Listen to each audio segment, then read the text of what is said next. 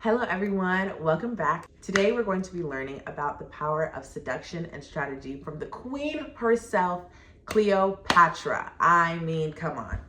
If there was ever someone to learn from in terms of seduction and strategy, it is Cleopatra, because she's not a seductress because of her relationships with Caesar and Mark Antony. She's a seductress because she had a goal and she had lots of obstacles and she maneuvered them so perfectly to reach her vision. A lot of women have so many goals, so many visions, so many dreams, but then it's like at every turn, the world is like, can't do this, find something else. Ooh, you found this? Nope, do this, do this, do this. And it's like, yo, it feels like the game is set up for me to fail. The point is, fuck the game. You create your own game and you will win at that. You create the rules. Seduction is all about creating your own rules and following through. So let's get into it. Get out your notebooks, get out your pens. Let's start. So, Cleopatra, we have to think of her as just a girl, okay? This is just a girl. And yes, she was a royal, but at the end of the day, she was a young girl who had a dream. Her brother, Ptolemy XIII, was going to be her biggest op for getting to the throne. So as a young girl, she spent most of her time in the Library of Alexandria, which was this like insane library. Basically, think of it as like a bar, a library, a research center with like the Greeks, the Romans, everybody was coming there. Huge. They had over like 1,000 or something scripts everywhere. She's learning about life, about culture, about art, about the world from this place. This is where she's growing up. One thing, write this down. One thing to learn from Cleopatra is to play to your strengths, because later on in life, the reason why everyone had so much to say about her is because she was super cultured. She could speak multiple languages. She was able to communicate with multiple people, and that was part of what made her so seductive, was her knowledge, her wealth of knowledge. Cleopatra did what a lot of us should do, and she played to her strengths. She knew that she was very cultured, and she took that. So Cleopatra is young. She's raised in the Library of Alexandria. When the time comes for somebody to take the throne, Cleopatra is sure. She has her goals. She knows where she wants to be. And she's not seeing Ptolemy, her own brother, as a threat. She just sees, okay, here's something that might be in my way. How do we get around this? She also has patience. So by the time they both should ascend to the throne, Ptolemy is kind of fighting her for this, because they're supposed to be like co-rulers at this point. Ptolemy's kind of fighting her for it. They get into an all-out war, because for a time, Cleopatra was like kind of pacifying him and his, what are they called? Advisors, while they were co-ruling, to be like, okay, kind of calm him down from doing this. That's a bit irrational. Calm him down from trying to just take over the throne all of himself. In the back of her mind, though, she knows her own brother has to go. So she hasn't lost sight of the vision. She's just waiting for an opportune moment and preparing in the meantime. Now, when the tensions rise and come to a building point, and it's like, okay, it's gonna be one or the other, they can't co-rule anymore, she needs to figure out a way to get rid of her brother. Now, all of her people love Cleopatra. Cleopatra was infamously Egyptian and Greek, so she never denied her Greek side, which comes in handy later. We'll talk about it. The people love Cleopatra, but Ptolemy is the one who technically should be on the throne because he's a man. Boo! Boo! And he's irrational. Now, Egypt has a lot of gold. They have a lot of food. That's where their power lies. But they don't have a lot of like army training. And that's where Rome was so beneficial to Egypt. And Rome didn't have a lot of gold, they didn't have a lot of food. So that's why this alliance was bound to happen at one point or another. And Ptolemy and Cleopatra both knew whoever bound this alliance, whoever secured this alliance, would secure their name in history. And the Ptolemies were very, very big about that, the family that they're from. It was legacy over everything, to a point where they were marrying into their family because they were like, we need to keep our wealth, we need to keep our family, and we need to further our legacy and solidify our name in time. So they're both raised in that, with that ideology. So this is like life or death. Whether I have to kill you to secure my name, I'm going to do that. So they're fighting, Ptolemy and Cleopatra. Now, do we see the odds stacked against Cleopatra right now? She has a brother who should be on the throne. She knows her father said he wanted her to be on the throne, but the father's dead. It's all down to one girl to usurp a throne, okay? Ptolemy has all the best advisors around him.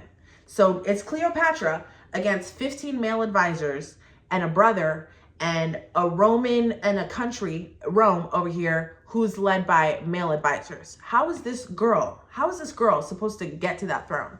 Do you see the amount of obstacles that are in her way right now? How easy would it have been for Cleopatra to be like, you know what, let me just marry rich and let me just further my bloodline by having babies. Or maybe let me just roll beside Ptolemy. This is gonna be too much. No, she didn't do that, okay? And she bided her time because she co-ruled with him for some time, okay? Things come to a head. They start to argue. Ptolemy, he needs to secure this collab with Rome. So he goes to Caesar and he's like, okay, how can I please Caesar? How can I get him to bond with me? Ptolemy goes. This is such a male fucking thing to do. He goes to Caesar's enemy, cuts his head off, Caesar's biggest arch rival at the time. He cuts his head off and brings it to Caesar. Caesar is disgusted. He goes, ugh, how dare this Egyptian not only kill a Roman, but take my victory. This is very sassy man coded, right? You would call that a sassy man. This is a sassy man who is running Rome right now. So he's pretty important. Who do you know that's a sassy man in your life? Who do you know that's a sassy man in your life who you may need a collab with, who may be important to reaching your goals, that you may be a little turned off because you're like, oh, you're a bit too sassy for me. I'm sure Cleopatra didn't like a sassy man, but she had goals. Remember that. So think about that and think about your own situation. Got it? Write a little note down. Who is the Caesar in your life? Okay. So Cleopatra sees this. She hears that Caesar is unpleased. Now, after this happens, Cleopatra doesn't go straight to Caesar and be like, okay, see, he was the worst. Look at me, I'm better. Ptolemy at this point is kind of winning Egypt just a little bit. So Cleopatra pulls back. She goes back to her home, her Greek side. She comes back to this like place in Syria and she starts building her army because the people there love her because she never ever denied any of her heritage. So she goes back, she's building her army silently. Yes, she was fighting. They were going bar for bar. When she started to lose, did she accept her L? Absolutely not. She saw that, okay, Ptolemy, you're over here. Caesar doesn't appreciate you. Me, I need to build my army. I need to have a little something to my name. It's okay for me to step back and rebuild right here while you're doing whatever the fuck you're doing because I know I'm coming back. I have my goal and I'm not wavering from that. So she's coming back. She's building her army. Then let's say, and a little bit of time later, Ptolemy goes back to Caesar because he's like, yo, we've got to do this. You need me. I need you. And Ptolemy is essentially on the throne right now. Okay. After she has spent some time in like the edge of Syria, building her army, she says, she feels, I think she intuits that, this is my time to go. Because she hears about this meeting, the second meeting with Ptolemy and Caesar. She goes, oh no, sorry. She hears about the second meeting with Ptolemy and Caesar. What does she do? She has obstacles. Jesus. She hears about this meeting with Ptolemy and Caesar. But again, there are obstacles because Ptolemy's guards are already at Caesar's by the time she hears about it. So they're all around the palace and it's a shoot to kill. So if they see her, if she comes with protection and with her army, they're going to know it's her. They're going to kill her and she'll never reach Caesar in time to secure this alliance for herself. And she also knows, by the way, write this on the side. She knows if I secure this with Caesar, he'll kill Ptolemy for me and boom, we are 2T, okay? But she doesn't know how this is gonna go. She just knows she needs to be at this meeting. She feels this is the meeting she needs to be at. So she has obstacles. How am I gonna get there? How am I gonna get past his army? How am I gonna convince Caesar to make this alliance with me instead of this man who is my brother who's already on the throne? What does Cleopatra do? She's a thinker. She makes a bold move. Never be afraid of making a bold move. Write that one down, a bold move. Write that one down. When the time comes to grasp something when the time comes, when an opportunity arises. Don't shy away from that opportunity. You will feel it in your soul. You will know when it's time. So Cleopatra, she sails with one man, one rower. For Cleopatra, for this queen of Egypt, this one who has, her head is there on a pike for all of Ptolemy's army. She sails with one person quietly. She has him roll her up in a rug and has the rug delivered to Caesar inside of the palace. That is a very bold, ballsy move to make, okay? Because she knows once she's inside the palace, Caesar's not going to kill her, right? So she just needs to get in. So they deliver the rug to Caesar. Boom, they unroll it. There she goes. She pops out. Hey, shit goes sideways for Ptolemy. Keep in mind, when you make a bold move, the universe will support you. We don't know what happened exactly, but we do know that Ptolemy is rash. Ptolemy insults Caesar some way, somehow, and they basically get into a fight there while Cleopatra is there. So Ptolemy starts an argument with Caesar, and then it comes to fisticuffs. Now Ptolemy is trying to siege Caesar's castle. Ptolemy has more men than Caesar has there at the time. So Caesar and Cleopatra wind up barricaded in his castle, in his home, while Ptolemy is sieging for one night. Because, spoiler alert, the rest of Caesar's army comes and they kill Ptolemy. Oh, that is a spoiler. They're in there for one night. And Cleopatra, long story short, Cleopatra comes out of this siege of being barricaded with Caesar for one night. She comes out with her alliance. She comes with that alliance. Do you realize how scary that must have been for her? Let's go back to our own experiences and to our own goals and to the obstacles that are coming to our goals. How scary must that have been for her to be unrolled? How bold to be unrolled from that rug and be like, all right, last chance, let's throw it all on the floor and see what happens.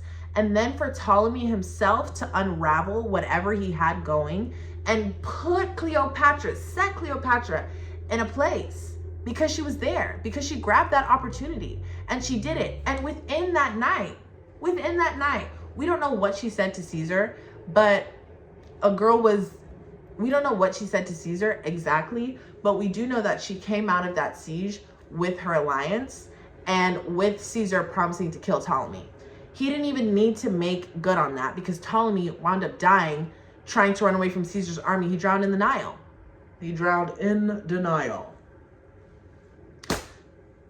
Okay.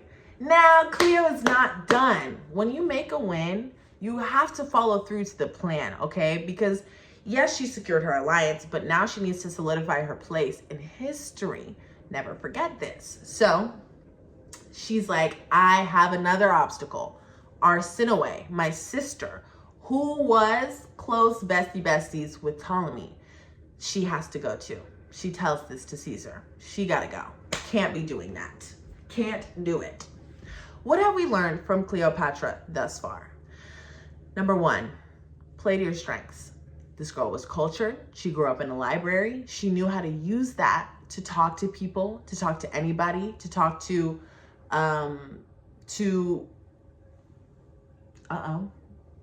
What have we learned from Cleopatra thus far? You have to play to your strengths. You have to play to your strengths because, oh my fucking God, where am I? What have we learned from Cleopatra thus far? Play to your strengths, know when to grab onto an opportunity, and don't be afraid to optimize your highs and mitigate your lows. Was it a low when Ptolemy was winning and had most of Egypt on his side? Yes, of course. So what did she do? She pulled back, she went to build an army, and she waited for an opportune moment. And when she grabbed that opportune moment with her bigger army, everything worked out for her. So what are some obstacles that you're facing right now that you're like, okay, maybe this is an obstacle now. Is it a moment to grab an opportunity? Is it a moment to regroup?